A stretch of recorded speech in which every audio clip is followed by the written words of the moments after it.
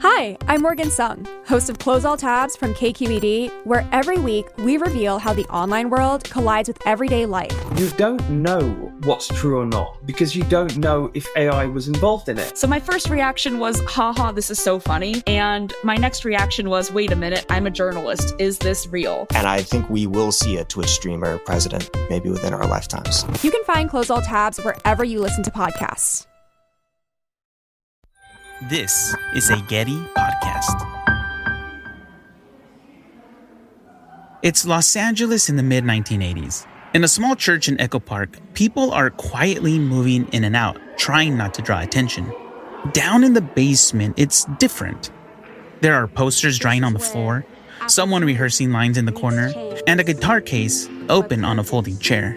These weren't just creative moments. For the people gathering here, art was survival. Everybody arrived with some level of trauma, but some people really, really had it hard, losing family members. And so these were a kind of, putting some ointment on the wound. And it was art like a weapon, yes. In 1980s Los Angeles, rooms and basements inside some local churches became places where people facing unimaginable loss turned to art, poems, songs, performances, as a way to survive and process what they had experienced. Most of that work was never recorded, yet it shaped the city in ways we're only now beginning to understand. I wanted to know what that meant, what it felt like to live it, and what it means now as people work to preserve this history before it fades. Hello, my name is Jaime, and welcome to Recurrent.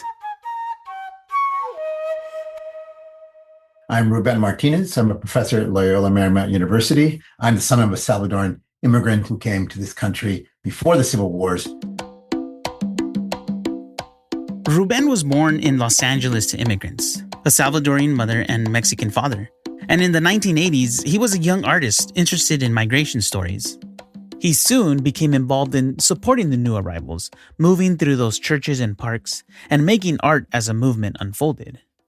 When we met, though, I asked him to start at the beginning. I wanted him to tell me what was happening in Central America that pushed so many people to leave home. So during the 1980s, there were civil wars, major conflicts in El Salvador and Guatemala. There had also been a revolution in Nicaragua. There was political instability in Honduras, throughout what we call the Northern Triangle region of Central America.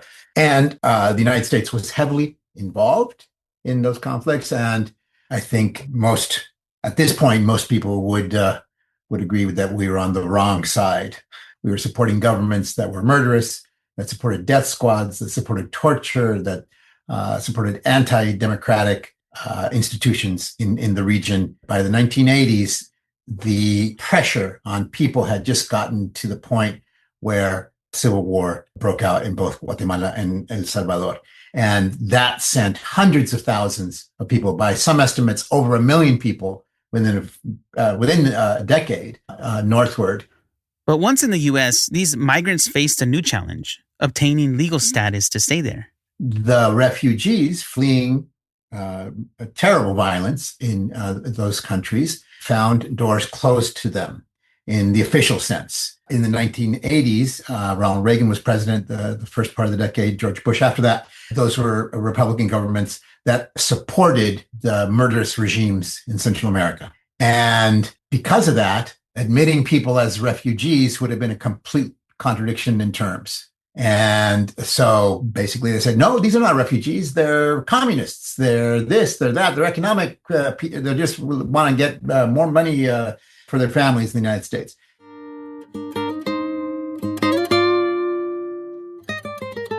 So families fleeing wars arrived in cities across the U.S. and were told they didn't qualify for refugee status.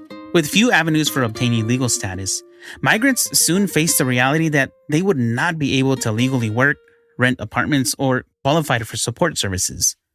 Then, churches stepped in. So it was at that point that there was a moral reckoning among communities of faith throughout the country.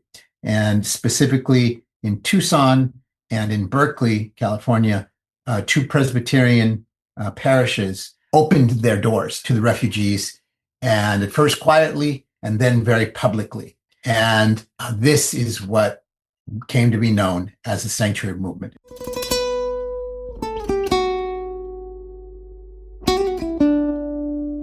The word sanctuary means a sacred place, but also a place of refuge and protection. The sanctuary movement is so named in part because churches, synagogues, and other religious buildings, places that are sanctuaries in the religious sense of the word, have had a long history of serving as places of refuge for those in need. Churches were sanctuaries for Christians fleeing Roman persecution. Law during the medieval period in Europe codified these buildings as protected spaces. Judeo-Christian faith communities also had strong social and moral teachings that compelled them to look after others, particularly those in need. If you fast forward to the language we use now, sanctuary cities, you can feel the same instinct at work. Today, that term is about mayors and city councils limiting how much local police cooperate with federal immigration authorities. But back in the 80s, sanctuary meant something more immediate: spare mattresses in church classrooms, volunteer lawyers, food pantries and basements. But in both cases, the idea is the same: local communities creating protection when federal policy refuses to. This is why these communities stepped in when Central American migrants to the U.S. faced great need and few options. Tens of thousands of people received some sort of sanctuary, whether direct housing or aid, getting connected with food banks. The needs were so great at that point. People were arriving with nothing but the clothes on their backs, that the churches had to provide a lot of basic needs. So sanctuary was the umbrella term for all those needs that were being fulfilled. Some churches went public with their support for migrant communities. Others stayed quiet. But all were defying federal law, which claimed these new migrants were in the country illegally. Nonetheless, the movement spread from Tucson and Berkeley to the rest of the nation, including Los Angeles.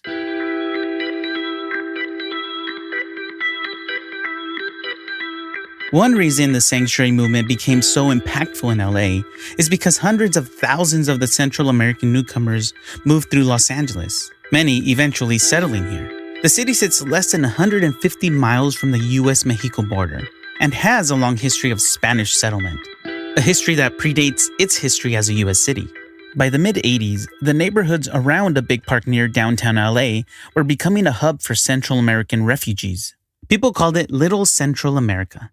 And these migrants brought with them diverse experiences and backgrounds. So among the refugees, there was every social stratum you can imagine, from campesinos, peasants, to urban workers, educators, PhDs, university professors, students, labor activists, everyone, because the violence touched everybody. Among the hundreds of thousands of people that arrived in Los Angeles, there was many poets and painters and musicians. The artists Rubén is talking about weren't visiting Central America from afar or workshopping abstract ideas. They were people who had just fled war. Teachers, organizers, poets, musicians, arriving in Los Angeles often with almost nothing but the clothes on their backs. They brought their own traditions, stories, and ways of making art with them, and those would soon spill out onto stages and park lawns across the city. These artists, they served a critically important role in the movement, building community. To understand how, you need to know that MacArthur Park is a neighborhood, but it's also literally a park, a big one with the bandshell. This space became a hub of political and social activity for the migrant community. And on that stage, there was countless performances, with political speeches and music and poetry and, during the whole time of the war, which lasted 13 years. And even afterwards. It was kind of like creating a cultural home for the refugees. And it was also consciousness raising. It was saying, this is what's going on back home. This is the political situation. This is what's going on in the Civil War. This is what the United States is doing to support the dictatorships. And so they were solidarity events. It was art like a weapon, yes. I mean, everybody arrived with some level of trauma. But some people really, really had it hard, losing family members and stuff like that. And so these events were a kind of, putting some ointment on the wound, in addition to carrying a political message. So the art at MacArthur Park was doing two things at once. It was a weapon, calling out US policy and the violence back home. And it was a kind of collective therapy session. People who had lost family, who had crossed borders with nothing, could see themselves reflected, mourn together, and imagine a future. Most of that work wasn't coming from professors or longtime Angelinos. It was coming from the refugees themselves. Which brings us to Elia Arce and her work with Echo Park United Methodist Church. My name is Elia Arce. My complete name is Elia María de la Trinidad Arce Rodríguez. I grew up in a small town called Santo Domingo de Heredia in Costa Rica, but I actually was born in Los Angeles. I left Los Angeles when I was 2, something like that. And I came back when I was 21. Elia grows up in Costa Rica, and like Rubén, her political awakening is tied directly to Central America in the late 1970s. Costa Rica was relatively stable politically and economically during the 70s and 80s, but she felt an affinity for her nation's neighbors. A friend of mine from Costa Rica was in New York at that time. He was a filmmaker. He said, "What are you doing there?" He said, "You should come to New York." He took me to this place called the Latin American Workshop, which was a factory that had been taken over by these activists, political activists, that were all involved in the solidarity movement with Central America. And that leads to a film project in Nicaragua during the Civil War. She spends a year there helping to make a movie about the conflict. And that experience pulls her deeper into the solidarity movement. When the film is done, the path eventually brings her to Los Angeles, right as a sanctuary movement is in full swing. She arrives in 1985 and moves to Echo Park, a neighborhood just north of MacArthur Park with a historically large Latino population. The sanctuary movement and Central American community organizing are in full swing. And as a Central American herself who worked on a film publicizing the ongoing Nicaraguan Civil War, she jumps right in. She soon connects with Rubén, and they begin collaborating on new performance and multimedia artworks inspired by the Salvadorian poet Roque Dalton, whose work was banned in El Salvador under the dictatorship. But Rubén and Elia need a place to perform. Somebody mentioned the Echo Park Methodist Church. Echo Park United Methodist Church, alongside La Placita near Olvera Street, and Dolores Mission in Boyle Heights, is one of the early churches in LA to publicly offer sanctuary to Central American refugees.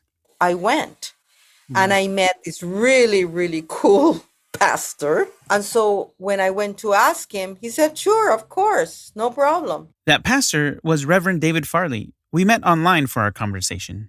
My name is David Farley. I'm currently the pastor emeritus of Echo Park United Methodist Church. Reverend Farley came to Echo Park United Methodist in 1982, right before the big influx of Central American refugees. As more families arrived and the neighborhood began to change, the church started to get involved. First, just by connecting with people as neighbors, then more intentionally supporting those new arrivals. Over time, those relationships would pull the church directly into the sanctuary movement. We were not just getting involved with the sanctuary movement. We were very much involved with the solidarity movement related to the struggle in Central America. And so those kind of went together. By then, Echo Park United Methodist wasn't just a Sunday church anymore. Our ministry developed in a sort of creative combination that was sort of artists, activists, and refugees. On any given night, the building was full. Meetings in one room, rehearsals in another, kids running through the hallways. And upstairs, former classrooms became organizing hubs. The Los Angeles Poverty Department had an office there. Muralist Ernesto de la Loza used one of the old rooms as a studio. And downstairs, something else was taking shape. We had what was called the basement coffee house. That was your classic 60s coffee house there in the 80s. We had poetry readings there. We had a lot of songwriters, a lot of cultural events, little fundraisers for different community organizations. He had created the basement of the church into a cultural gathering spot. When Ellie and I started collaborating, that became like the first place where we staged performances with our new Central American artist friends. Once the doors were open, the rooms kept filling. Musicians, poets, theater groups, kids from the neighborhood. Thinking back, Reverend Farley is struck by some of the musicians who found refuge there. There were a number of Central American musicians and singers as well. The group Sabia. It was Mari Riddle, Erica Verba, Carolina Rivera Escamilla, Rosa Perez, and they were specifically message pieces. The Nueva Canción, a lot of that messaging. Sabia was a part of a wave of Latin American musicians bringing Nueva Canción, a folk-rooted protest music with traditional instruments and powerful lyrics against political oppression, social injustice, and inequality. Songs that had been censored or criminalized back home, now echoing through a Methodist church basement. There's support groups, there were healing circles, and that was often done through music and art. For example, the La Llorona presentation was definitely that kind of a spiritual empowerment, feminist element to it too, but very much dealing with grief and community healing. I remember the puppets and the music and the sharing of the poetry, Roque Dalton. And it wasn't just performances on stage. Art was being made there too. That whole silkscreen project was an example. We worked a lot with young people in the neighborhood, and they would be involved in expressing themselves on T-shirts or posters, or doing graffiti style kinds of art and things like that. The art definitely was therapeutic and designed to be therapeutic for those involved. Sometimes what started downstairs spilled into the sanctuary in the form of full community theater.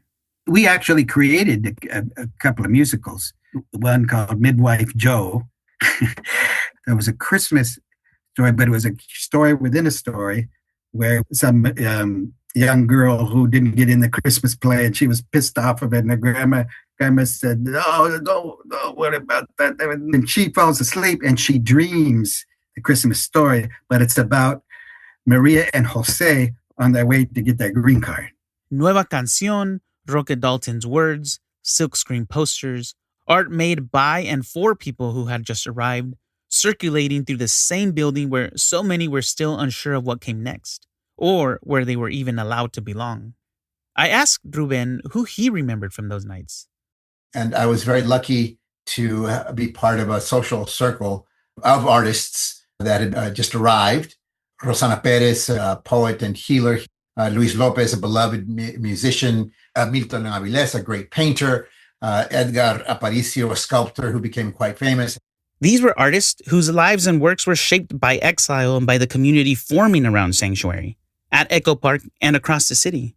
But there was one sculptor whose story I came back to, because it captured just how deep the wounds were, and why the art being made in these spaces was absolutely necessary.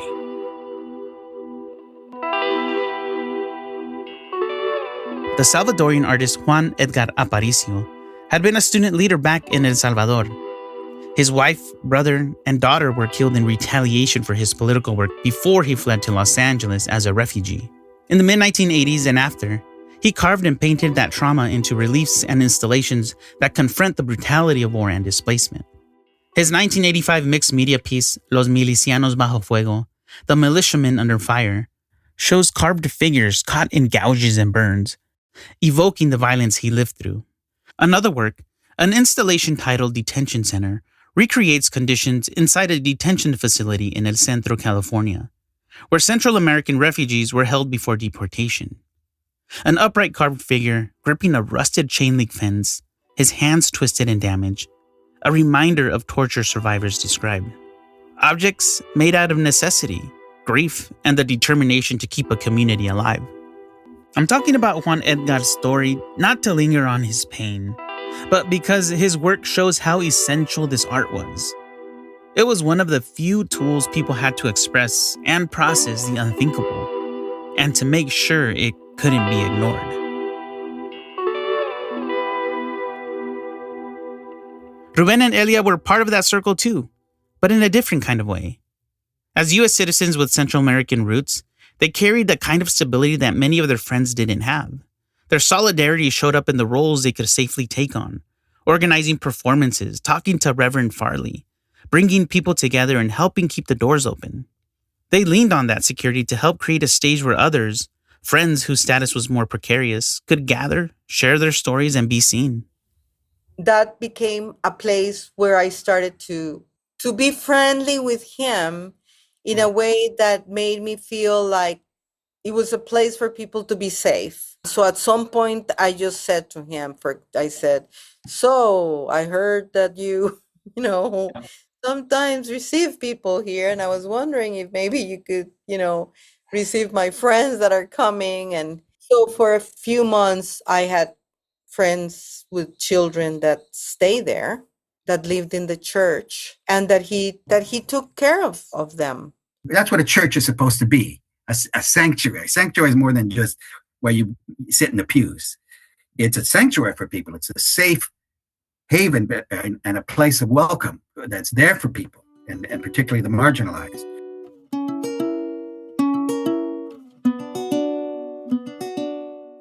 Most of what happened in spaces like Echo Park United Methodist or MacArthur Park wasn't carefully saved.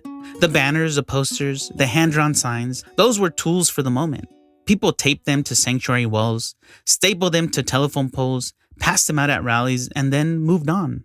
If you zoom out across Los Angeles, you start to see fragments of that visual record. And in each fragment, you can still feel what Rubén told me from the start, that in this movement, art was a weapon, but it was also an ointment.